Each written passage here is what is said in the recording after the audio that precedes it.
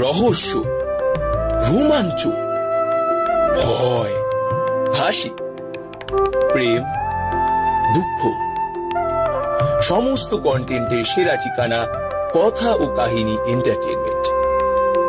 বিনোদনের নতুন অধ্যায়।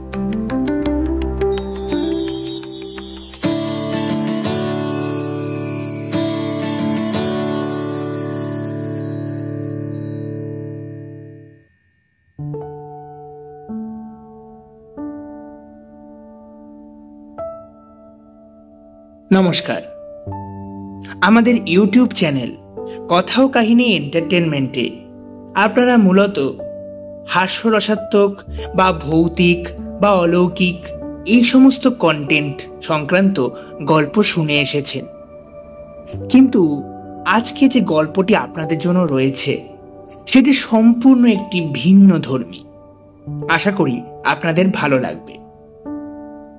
আজকে আপনাদের জন্য রয়েছে আশাপূর্ণা দেবীর লেখা একটি ছোট গল্প, সবচেয়ে ভালো।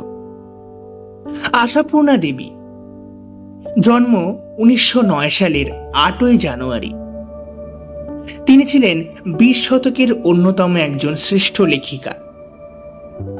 লেখিকা বললে ভুল হয়, তিনি মূলত ছিলেন ঔপন্যাসিক, ছোট গল্পকার এবং শিশু সাহিত্যিক। মূলত আধুনিক সমাজের মেয়েদের মনস্তত্ত্বই ছিল তার রচনার মূল বিষয়। তাঁর পাশ্চাত্য শিক্ষা সম্পর্কে কোনরূপ জ্ঞান ছিল না, অথচ তিনি 20 শতকের অন্যতম একজন শ্রেষ্ঠ লেখিকা হিসাবে আত্মপ্রকাশ করেছিলেন। তার লেখা অন্যতম কয়েকটি উপন্যাস হল প্রথম প্রতিশ্রুতি, সুবর্ণলতা ইত্যাদি।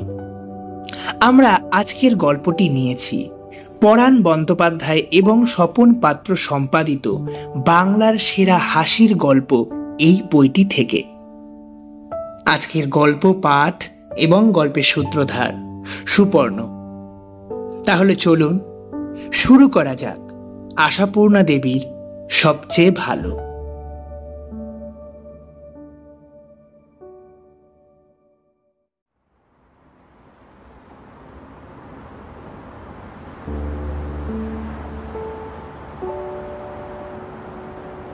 ছেলেটা সব দিনের মতোই আজও তার মায়ের সঙ্গে ভিক্ষে করতে বেরিয়েছিল, আর মায়ের শিক্ষা মতোই একঘেয়ে বলে চলেছিল, গরিবকে দয়া করুন বাবু, মাগো আজ 3 দিন কিছুই খাই নাই। সেদিন ভরপেট খাওয়া জুটে যায়। ফুটপাতের ধারে ইট পেতে কাঠি কুটোর জ্বালানি দিয়ে মা মোটা মোটা লাল লাল চালের ভাত রাঁধে। সেদিনও জগাইকে পেটে হাত দিয়ে কেঁদে কেঁদে বলতে হয়, আজ 3 দিন কিছু খাই নাই মা। বলতেই হয়, জগাই জানে এই নিয়ম। আজও বলছিল, কিন্তু কেউ শুনছিল না, অথচ সে বলেই যাচ্ছিল। কেউ কেউ অবহেলায় একটা 3 নয়া কি 5 নয়া ছুঁড়ে দিচ্ছিল। ওর বেশি বড় জোর কেউ দেয় না, এক আধজন মাঝে মাঝে 10 নয়া দিয়ে থাকে। জগাইয়ের জীবনে সেটাই সব থেকে বেশি পাওয়া। কিন্তু আজ একটা অদ্ভুত আশ্চর্য কাণ্ড ঘটে গেল। জগাই জলজ্যান্ত একটা টাকার নোট পেল, তবে মানুষে দেয়নি, দিয়েছেন স্বয়ং ভগবান।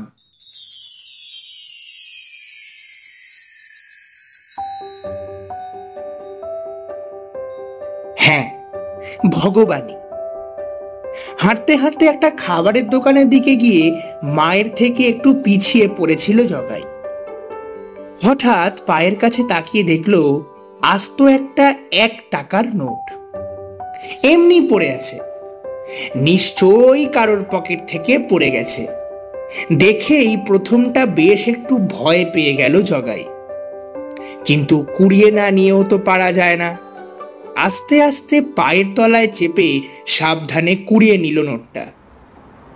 তবু তার বুক ঢিপ ঢিপ করতে লাগলো, যেন চুরি করে ধরা পড়ে গেছে এমন। কিন্তু শহরের রাস্তায় কে কার দিকে তাকায়, কেউ দেখল না। বড় রাস্তা ছেড়ে সরে গিয়ে জগাই একটা গলির মধ্যে ঢুকে ভালো করে দেখে নিল নোটটা সত্যিই কিনা। বেশ অনেকক্ষণ ধরেই দেখল, সত্যিই বটে। এখন জগাইয়ের শুরু হলো ভাবনা, দারুণ ভাবনা। টাকাটা নিয়ে জগাই এখন কি করবে?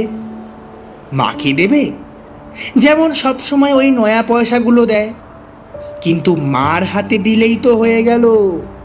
মা তখনই আঁচলে বেঁধে ফেলবে। তখন জগাই একটু দেখতে চাইলেও দেখতে দেবে না। একবারও বলবে না যে জগা তুই এটা কুড়িয়ে পেয়েছিস, তুই বরং নে। না, মায়ের হাতে দেবে না। মনে মনে বলল জগাই, আমি এটা নিজেই খরচা করব। কিন্তু আস্ত একটা টাকা কিভাবে খরচা করতে হয় জগাইয়ের কোনো ধারণা নেই। কখনো কখনো মাকে লুকিয়ে লুকিয়ে 5 নয়া কি 3 নয়া মুঠোয় চেপে রেখে দোকানে গিয়ে মুড়ি খেয়েছে। এই জগাইয়ের নিজে হাতে খরচা করা। জগাইয়ের সেই মিষ্টির দোকানটার কথা মনে পড়ে গেল, যেটার দিকে তাকাতে গিয়ে মার থেকে পিছিয়ে পড়েছিল সে। আস্তে আস্তে ঘুরে এগিয়ে চলল।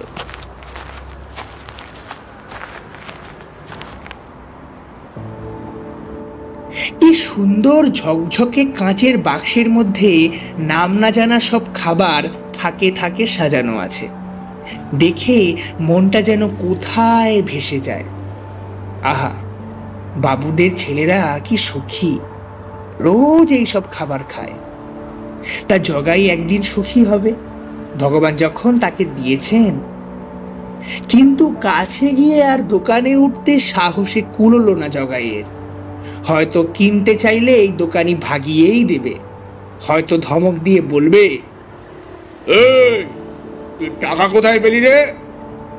কুড়িয়ে পেয়েছি বললে কি আর বিশ্বাস করবে? ভিখিরির কথা কেউ বিশ্বাস করে না। তাছাড়া মুঠোর মধ্যে টাকাটা ঘামে ভিজে যাচ্ছিল। মুঠোটা একটু আলগা করে ভাবলো জগাই। তাছাড়া একটু কিছু খেলেই তো টাকাটা এক্ষুনি খরচ হয়ে যাবে। কি হবে খেয়ে? তার থেকে অন্য ভালো কিছু করবে জগাই এটা দিয়ে। খাওয়া ছেড়ে দিয়ে পড়ার কথা ভাবল। কি বিচ্ছিরি ছেঁড়া একটা প্যান্ট তার। কবে মা কোন বাড়ি থেকে চেয়ে এনে পড়তে দিয়েছিল কে জানে। কিন্তু একটা টাকায় তো আর নতুন হাফ প্যান্ট হয় না। বোকা হলেও এটুকু জানে জগাই। অতএব খাওয়া আর পড়া দুটোই বাদ। তাহলে ক্রমশ জগাইয়ের ইচ্ছে হতে থাকে কখনো যা করেনি সেই রকম একটা কিছু করবে সে। বসে বসে ভাবতে থাকে জগাই, জীবনে কি সে এখনো করেনি। তা ভাবতে গেলে তো জগতের কোনো কিছুই তো কখনো করতে পায়নি।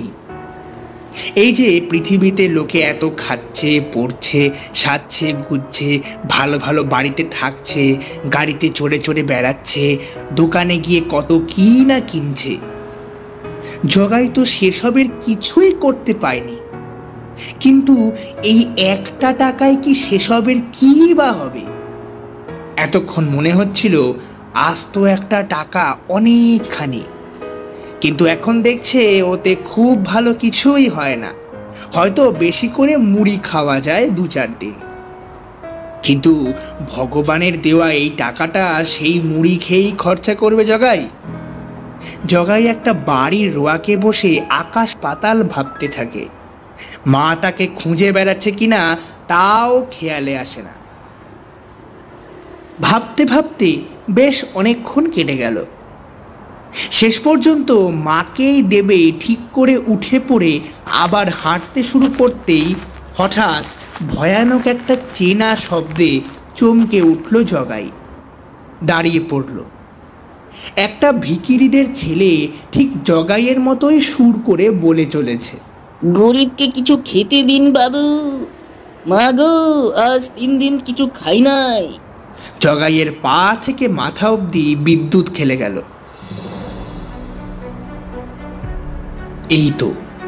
এই তো একটা কাজ রয়েছে যা জীবনে কখনো করেনি জগাই।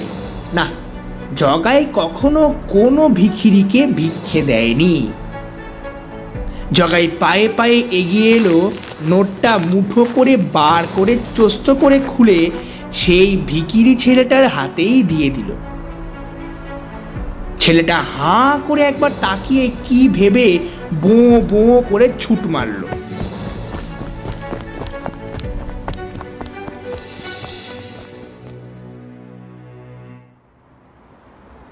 বোধহয় ভয় খেয়ে গেছে, মনে মনে হাসলো জগাই।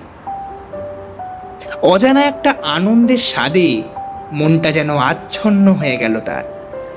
সুখ কাকে বলে যেন টের পেয়ে গেছে আজ। জীবনে প্রথম, জীবনে নতুন এই স্বাদ। নতুন, একদম নতুন। ভালো না হলেও খেয়ে তো আসছে জগাই, আসতো না হলেও পড়েও আসছে কিছু বরাবরই, কিন্তু হাতে করে ভিক্ষে না, কখনো দেয়নি। তাও আবার আসতো একটা টাকা, যা বড়লোক বাবুরাও দিতে পারে না। ভগবানের দেওয়া টাকাটা জগাই আজকে সবচেয়ে ভালো খরচা করেছে। এখন জগাই জোরে জোরে পা চালিয়ে মার সন্ধানে এগোয়।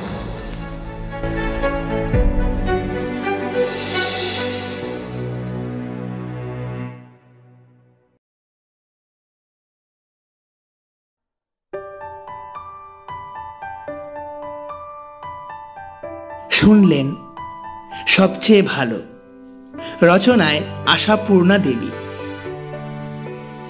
জগাইয়ের চরিত্রে সুমন, ভিখিরির চরিত্রে সিদ্ধার্থ। সমগ্র গল্প পাঠ, সূত্রধার, আবহ সঙ্গীত এবং পর্ব পরিচালনায় সুপর্ণ। আজকের মতন শুভরাত্রি। আগামী সপ্তাহে আবার একটি নতুন উপস্থাপনা নিয়ে হাজির হবে কথা ও কাহিনী এন্টারটেনমেন্ট। সবাই ভালো থাকবেন। ধন্যবাদ।